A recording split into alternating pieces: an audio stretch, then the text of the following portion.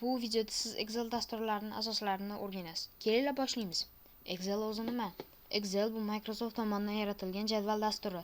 U ma'lumotlarni saqlash, hisoblash va tahlil qilish uchun ishlatiladi.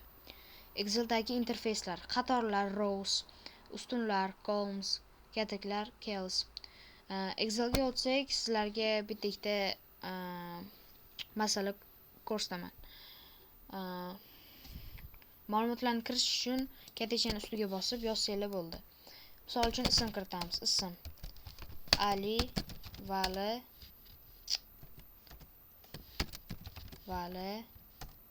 va bo'ldi.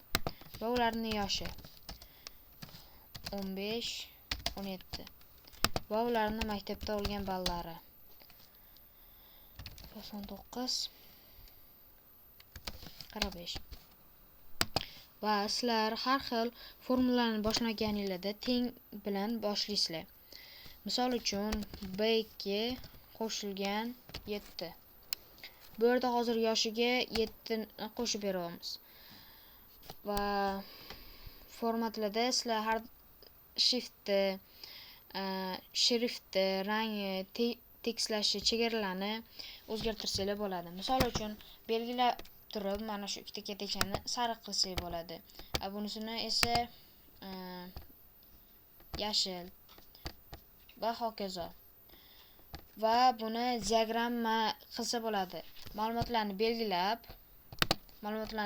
belgilab, diagrammani qilsanglar, o'zi diagrammani chiqazib beradi. Va faylni save qilganingizda X bosib, сохранить deganda dani qilib ismini o'zgartirasizlar.